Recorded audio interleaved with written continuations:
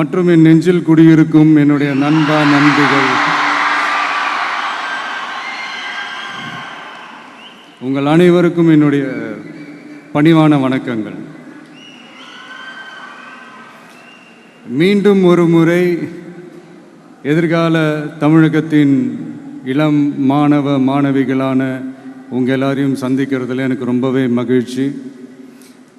அதாவது இந்த ஒரு பாசிட்டிவ் பவர் இருக்கிறவங்கள பார்க்கும்போது ஆட்டோமேட்டிக்காக ஒரு எனர்ஜி, ஆட்டோமேட்டிக்காக ஒரு கெமிஸ்ட்ரி ஒன்று ஒர்க் அவுட் ஆகும்னு ஒன்று சொல்லுவாங்கள்ல, அது இன்னைக்கு காலையிலேருந்து எனக்கு பயங்கரமாக ஒர்க் அவுட் ஆகிட்டுருக்கு. உங்கள் எல்லாரையும் முகத்தை பார்த்ததுலேருந்து. ஸோ மை டியர் குட்டி நண்பா நண்பீஸ்,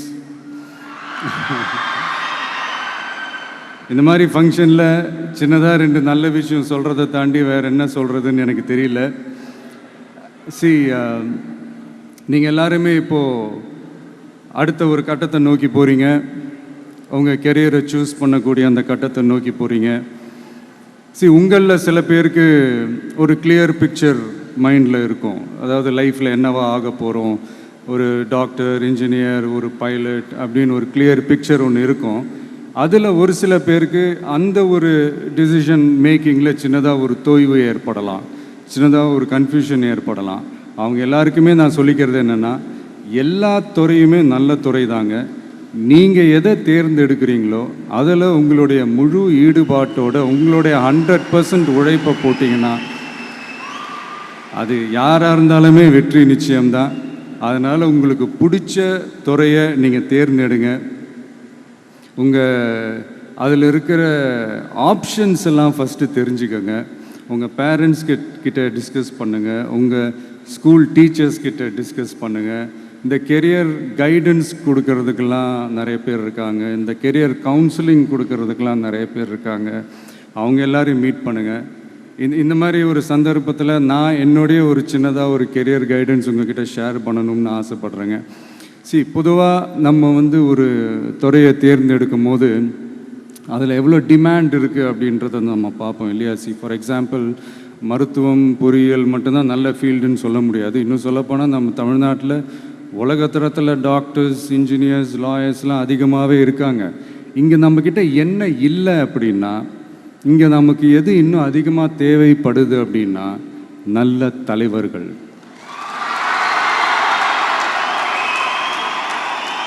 நான் தலைவர்கள்னு சொன்னது வெறும் அரசியல் ரீதியாக மட்டும் சொல்லலை. இப்போ நீங்கள் ஒரு துறைக்கு போகிறீங்க, அதில் நீங்கள் சிறந்து விளங்குனீங்கன்னா அந்த ஒரு தலைமை இடத்துக்கு உங்களால் ஈஸியாக வர முடியும். அதைத்தான் நான் சொன்னேன், இன்னும் நமக்கு நிறையா தலைவர்கள் தேவைப்படுறாங்க அப்படின்ட்டு. அது மட்டும் இல்லை, ஃப்யூச்சரில் அரசியலும் ஏன் ஒரு கெரியர் ஆப்ஷனாக வரக்கூடாது, அப்படி வரணுன்றது என்னுடைய விருப்பம். நல்லா படித்தவங்க அரசியலுக்கு வரணுமா வேண்டாமா? உங்களை தான் கேட்குறேன். நல்லா படித்தவங்க அரசியலுக்கு வரணுமா வேண்டாமா? நல்லா படித்தவங்க தலைவர்களாக வரணுமா வேண்டாமா? ஓகே, உங்கள் ஆர்வம் எனக்கு புரியுது. பட் இப்போதைக்கு படிங்க, மீதி எல்லாம் அப்புறம் பார்த்துக்கலாம். அதே மாதிரி நீங்கள் படிக்கும்போதே மறைமுகமாகவே நீங்கள் அரசியலில் ஈடுபட முடியாது. எப்படின்னா, ரொம்ப சிம்பிள். நீங்கள் ஒன்றும் இல்லை, நீங்கள் டெய்லி இந்த நியூஸ் பேப்பர்லாம் படிங்களேன். படிக்க உங்களுக்கே தெரியும், ஒரே செய்தியை ஒரு நியூஸ் பேப்பர் ஒரு மாதிரி எழுதுவாங்க, அதே செய்தியை இன்னொரு நியூஸ் பேப்பர் இன்னொரு மாதிரி எழுதுவாங்க. ஒரு செய்தியை ஒரு நியூஸ் பேப்பரில் ஃப்ரண்ட் பேஜில் ஹெட்லைன்ஸில் போடுவாங்க, அதே செய்தியை இன்னொரு நியூஸ் பேப்பரில் கடைசி பக்கத்தில் கூட போட மாட்டாங்க. இங்கே நியூஸ் வேறு, ஒப்பீனியன் வேறு, செய்தி வேறு, கருத்து வேறுங்கிறது உங்கள் எல்லாருக்குமே தெரிய வரும். இப்போல்லாம் பார்த்தீங்கன்னா நிறையா இந்த மெயின் ஸ்ட்ரீம் மீடியாவுக்கு ஈக்குவலாக நிறையா இந்த சோஷியல் மீடியா சேனல்ஸ்லாம் இந்த நல்லது கெட்டதுன்னு இந்த ஒப்பீனியன்லாம் க்ரியேட் பண்ணுறாங்கல்ல. அதெல்லாம் நீங்கள் பார்த்தீங்கன்னா ரொம்ப ஈஸியாக ஒரு நல்லதை கெட்டதாகவும் கெட்டதும் நல்லதாகவும் நல்லவங்களை கெட்டவங்க மாதிரியும் கெட்டவங்கள நல்லவங்க மாதிரி இந்த மாதிரி புரணி பேசி ப்ரொஜெக்ட் பண்ணுறதெல்லாம் இந்த மீடியா, சோஷியல் மீடியாலலாம் நம்ம பார்க்குறோம் இல்லையா. நீங்கள் எல்லாமே பாருங்கள், நீங்கள் எல்லாமே படிங்க, பட் எது உண்மை பொய்ன்னு மட்டும் அனலைஸ் பண்ண மட்டும் கற்றுக்கங்க. அப்போ தான் இங்கே உண்மையிலே நம்ம நாட்டில் என்ன பிரச்சனை, நாட்டோட மக்களுக்கு என்ன பிரச்சனை, இந்த சமூக தீமைகள் பற்றிலாம் உங்களுக்கு தெரிய வரும். அது தெரிஞ்சுக்கிட்டாலே இந்த ஒரு சில அரசியல் கட்சிகள் செய்கிற இந்த பொய்யான பிரச்சாரங்களை எல்லாம் நம்பாமல்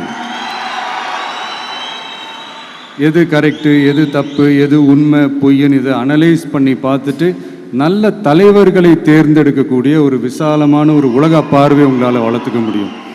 அது வந்துட்டாலே அதை விட ஒரு சிறந்த அரசியல் வேறு எதுவுமே இருக்க முடியாதுங்க. அதை விட நம்ம நாட்டோட வளர்ச்சிக்கு நீங்கள் செய்ய போகிற அந்த பங்களிப்பு வேறு எதுவுமே இருக்க முடியாது. ஃபைனலாக ஒரே ஒரு சின்ன விஷயம், friendship ads fragrance to life. அதில் எந்த மாற்று கருத்துமே கிடையாது.